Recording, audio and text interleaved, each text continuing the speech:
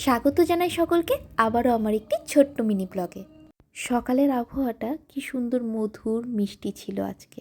যেহেতু 2 দিন ধরে বৃষ্টি পড়ছে, প্রাকৃতিক সৌন্দর্য যেন আরও বেড়ে গিয়েছে। দেখবেন যখন বৃষ্টি হয় তখন গাছের পাতাগুলো যেন আরও বেশি সুন্দরভাবে সবুজ হয়ে ওঠে। সকালবেলাতে উঠেই ফ্রেশ হয়ে আগে চা বসিয়ে দিলাম, আর সাথে কিছু খেয়ে নিলাম ড্রাই ফ্রুটস। সাথে বসিয়ে দিচ্ছি আমাদের ভাত, আর এদিকে টুকটুক করে ঘরদোর ঝাড় দিয়ে নিচ্ছি।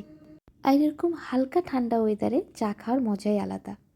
এরপরে আমি স্নান করে নিলাম, স্নান করে নিয়ে নিজে রেডি হয়ে নিচ্ছি একবারে অফিসে যাওয়ার মতনই। আজকে রান্নাবান্না করিনি, কেন করিনি সেটা পরে বলবো।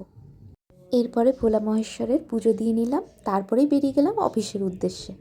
আমি অফিসে যাওয়ার পরে ব্রেক টাইম নিই 11:30 দিক করে। তো সেরকম টাইম হয়ে গেলে বেরিয়ে গিয়েছিলাম, আর বেরিয়ে গিয়েই একজনের সাথে দেখা। এই যে ইনি আমার পেছন পেছন আসছিল। তো হুট করেই পরিচয়টা খুব ভালো হয়ে গিয়েছে, তো ওকে একটা পার্লেজি বিস্কুট খাইয়ে আমি চলে গেলাম। এই পাইস হোটেলটাতে 2 দিন ধরে আমি খেতে আসছি, খাবার দাবারটা বেশ ভালোই। তো নিয়েছিলাম বাটার পাউরুটি আর ঘুগনি, আর সাথে ডিমের পোচ। পাইস হোটেল হলে পরেও আমার এখানকার পার্সেল সিস্টেম দেখে খুব ভালো লেগেছে। কি সুন্দর গুছিয়ে প্যাকিং করে দিচ্ছে।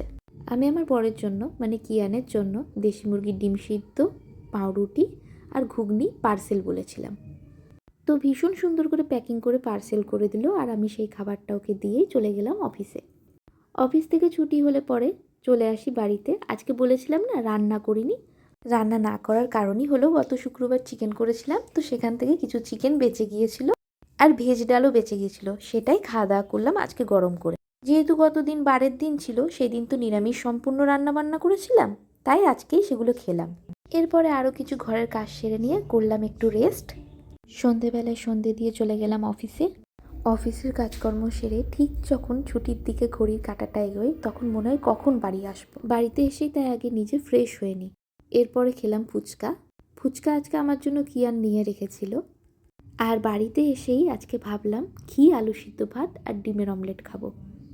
তো যেমন ভাবা তেমন কাজ, রান্নাঘরে ঢুকেই রান্নাঘরে জোগাড় করতে লাগলাম। তো আজকের ব্লগটা এইটুকুনি। সকলে ভালো থাকবেন, টাটা।